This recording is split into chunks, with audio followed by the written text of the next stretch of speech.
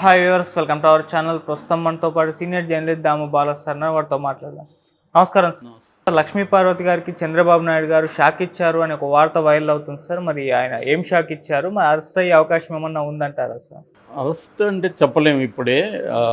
కానీ షాక్ అంటే మామూలుగా అందరూ చేసే పని. లక్ష్మీపార్వతి యాక్చువల్గా ఎప్పటి నుంచో చంద్రబాబుకి లక్ష్మీపార్వతికి పడదు, అది అందరికి తెలిసిన విషయమే. ఎందుకంటే లక్ష్మీపార్వతి రావడం తర్వాత ఎన్టీ రామారావు ఆమెను చేరదీయడం తర్వాత ఆమె చుట్టూ ఒక కోటరీ ఏర్పడింది. దానివల్ల అప్పటి వరకు చంద్రబాబుకి ఎన్టీఆర్ దగ్గర ఉన్న పట్టు అనేది పోయింది. ఓకే. సో అక్కడి నుంచి గ్యాప్ మొదలైంది. అంతవరకు చంద్రబాబు చక్రం తిప్పేవాడు, ఎందుకంటే పార్టీ మీద ఆయనకే పట్టుంది, పార్టీ నిర్మాణ వ్యవహారాలు కానీ అన్నీ ఆయనే చూసుకున్నాడు. ఎన్టీఆర్కి అవేమీ తెలియదు. సో అలాగా చంద్రబాబుకి ఇటు బ్యూరోక్రసీలో ఇటు పార్టీలో పట్టు ఉన్నది. దాన్ని బ్రేక్ చేయడాన్నట్టుగా ఈమెమి యాక్టివ్గా చేసిందని చెప్పలేం. కానీ ఈమె చుట్టూ ఒక కోటర్ ఉపయోగించుకొని ఆ కోటరీ రామారావుతో క్లోజ్ అయ్యి వాళ్ళు చంద్రబాబుకి యాంటీగా ఉండడం మొదలుపెట్టారు బేసిక్గా. సో ఈమెను పబ్లిక్ లైఫ్లోకి తీసుకురాకుండా ఉంటే సరిపోయిండేది ఎన్టీ రామారావు. ఓకే. ఈమెను కొంత పబ్లిక్ లైఫ్లోకి తీసుకొచ్చాడు ఆయన. అక్కడ ఇబ్బంది అయింది. దాంతో ఈమె చుట్టూ ఇదయ్యి ఫైనల్గా ఎన్టీ రామారావుకి వ్యతిరేకంగా ఒక దాని ఏమంటారు, కూ అంటారు మామూలుగా ఇంగ్లీష్లో, సిఓయుపి, కూప్ అని చదువుతారు, కూ అంటారు. కూ అంటే ఒక తిరుగుబాటు. ఓకే. సో అటువంటి ఒక తిరుగుబాటు జరిగింది, ఆయన్ని పక్కన పెట్టేశారు. దీనికి లక్ష్మీపార్వతి విలన్గా చేపించి అప్పట్లో ఈనాడు లాంటి పత్రికలంతా చంద్రబాబు వైపు ఉండడం, చంద్రబాబుకి నేను ఇందాక చాలా వీడియోల్లో చెప్తున్నట్టు ఆయనకి మీడియా, కులము, వ్యవస్థలో మనుషులు, పార్టీ స్ట్రక్చర్, ఈ 4 అప్పుడు కూడా ఆయనకి బ్రహ్మాండంగా హెల్ప్ అయినాయి. ఆ రకంగా చంద్రబాబు సీఎం అయ్యాడు. అప్పటి నుంచి లక్ష్మీపార్వతి ఎన్టీ రామారావు చివరి రోజుల్లో ఆయన ఇబ్బంది పెట్టి వెన్నుపోటు పొడిచాడు అని చెప్పి ఇంకా అప్పటి నుంచి మా హస్బెండ్ ఎన్టీ రామారావుని చంద్రబాబు ఇలా చేశాడని ఆమె అప్పటి నుంచి చంద్రబాబుకి యాంటీగా ఆమె కత్తిగట్టి పనిచేస్తుంది. కాకపోతే ఆమెకి అంత పొలిటికల్ స్టామినా కానీ సామర్థ్యం కానీ లేదు. ఆమె మామూలుగా ఒక స్కాలర్. ఆమె ఎడ్యుకేషనల్గా ఆమెకు బాగా నాలెడ్జ్ ఉంది, ముఖ్యంగా తెలుగు లాంగ్వేజ్ కానీ తెలుగు లిటరేచర్లో ఆ మేరకి ఆమె ఉంది తప్ప ఆమె పొలిటికల్గా ఎప్పుడు కూడా ఆమె ఆర్గనైజర్ కాదు, పెద్ద పొలిటికల్గా నాలెడ్జ్ కానీ ఆ విషయాల్లో ఆమెకు లేదు. ఓకే. కాకపోతే పబ్లిక్ లైఫ్లో ఆమె అప్పటి నుంచి కంటిన్యూ అవుతుంది. మధ్యలో ఆమె పార్టీ పెట్టింది, కానీ అది కూడా పోయింది. సో ఆమె దగ్గర పెట్టించారు యాక్చువల్గా. సో ఆమెకి నిజానికి అంత స్ట్రాంగ్ యాస్పిరేషన్స్ కూడా, పొలిటికల్ యాస్పిరేషన్స్ లేవు, సామర్థ్యం లేదు, యాస్పిరేషన్ లేదు, అలాగా ఉండిపోయింది ఆమె. అయితే జగన్ వచ్చినాక ఆమె కొంత ఇంపార్టెన్స్ ఇవ్వడం మొదలుపెట్టాడు. ఎందుకంటే జగన్కి ఏంటంటే చంద్రబాబుకి యాంటీగా ఎవరెవరున్నా వాళ్ళని చేరదీయడం మొదలుపెట్టాడు. అంటే చంద్రబాబు ఇమేజ్ని ఈమె కొంత డ్యామేజ్ చేయగలుగుతుంది అనేది నిజానికి అది రాంగ్ స్టెప్ జగన్ వైపు నుంచి కూడా. ఆమె చంద్రబాబుని ఇమేజ్ని డ్యామేజ్ చేసే పరిస్థితి ఏమీ లేదు. దానివల్ల చంద్రబాబుకి ఏం డ్యామేజ్ కాదు, దానివల్ల జగన్కే నష్టం. కానీ జగన్ అది పట్టించుకోకుండా ఆమెను ఎంకరేజ్ చేశాడు. తెలుగు అకాడమీకి ఆమెను చైర్పర్సన్గా చేశాడు. ఆంధ్ర యూనివర్సిటీకి అదేదో గౌరవ ఆచార్యరాలు అనే బిరుదు, అదొక పోస్టు ఇచ్చారు. ఇదంతా ఏంటంటే ప్రభుత్వం ఏం చేస్తుంటుందంటే రకరకాల సెక్షన్లు ఆ పార్టీకి పనిచేస్తారు రకరకాల పద్ధతులు. ఇప్పుడు ఫర్ ఎగ్జాంపుల్ మన యూట్యూబ్ ఛానళ్ళల్లో వచ్చి తెలుగుదేశం తరపున విపరీతంగా మాట్లాడతారు. వాళ్ళందరికీ ఇప్పుడు కోరిక ఏంటి, తెలుగుదేశం వచ్చినాక మనకేదో ఒక పదవి ఇవ్వాలని. అందరికి ఇవ్వలేరు కదా, చంద్రబాబు ఇవ్వలేడు. వీళ్ళు ఒక 200 మంది 300 మంది ఉంటారు సో కాల్డ్ అనలిస్టులు. వీళ్ళకందరికి చంద్రబాబు వీలేడు కదా. ఈయనప్పుడు వీళ్ళకి కోపం. ఆ కోపాన్ని మళ్ళీ ఓపెన్గా మాట్లాడలేరు. మన సర్కిల్లో, ప్రైవేట్ సర్కిల్లో వచ్చి సార్ అంతా ఎవరెవరో వెళ్ళిపోయారు సార్, మేము ఇంత కష్టపడతాయని వీళ్ళు వాపోతుంటారు. ఇలాంటి వాళ్ళ కోసమే రకరకాల పోస్టులు క్రియేట్ చేస్తారు. అందులో ఒకటిది ఆచార్య పోస్ట్, గౌరవాచార్యులు ఏమి చేస్తారు అక్కడ నాకేం అర్థం కాదు. అనవసరమైన పోస్ట్ అది ఈమెకి ఇచ్చాడు జగన్. ఓకే. ఆల్రెడీ ఒకటి ఇచ్చాడు సైలెంట్ కూడా, మళ్ళీ అది ఇచ్చారు.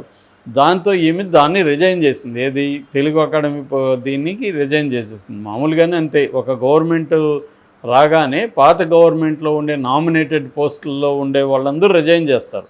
చేయకపోతే ఎలాగో తీసేస్తారు. దాని బదులు రిజైన్ చేస్తే మర్యాదగా ఉంటుంది కదా అని రిజైన్ చేసి బయటకు వచ్చేస్తారు. అలాగే ఈమె కూడా రిజైన్ చేసి బయటకు, ఈమెకి నిజానికి తెలుగు అకాడమీ ఈమె ఏం చేసింది లేదు, ఆడ తెలుగు అకాడమీ పనిచేసింది లేదు, ఏమీ లేదు ఆడ. సో తెలుగు అకాడమీ, తెలుగు సాహిత్య అకాడమీ ఇవన్నీ ఊరికే పోస్టుల కోసం తప్ప అవేమి నిజంగా తెలుగు కోసం ఏదో పనిచేయడము, సాహిత్యం కోసం పనిచేయడం అనేది పెద్ద ఎత్తున ఏమీ లేదు.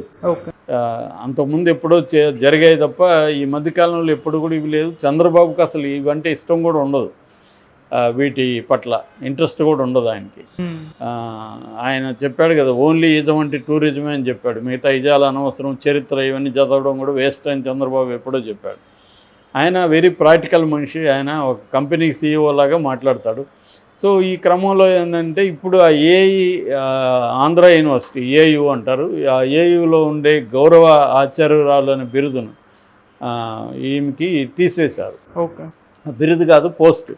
ఆ పోస్టును తీసేసి అక్కడ నిన్న రిజిస్ట్రార్ ప్రకటించాడు, ఇట్లా లక్ష్మీపార్వతిని పోస్టుని మేము తీసేసాము, ఆ స్థానంలో ఒక సీనియర్ రీసెర్చ్ స్కాలర్ని పెడుతున్నాము అన్నాడు. అయితే ఆమెకి ఏమన్నా శాలరీ ఇచ్చారా, గౌరవ వేతనం అంటారు, గౌరవ వేతనం ఏమన్నా ఇచ్చారా, హానరోరియం ఇచ్చారా అంటే లేదు, అదేమి గౌరవ వేతనం అయితే మేమేమి ఇవ్వలేదని కూడా రిజిస్ట్రార్ చెప్పారు.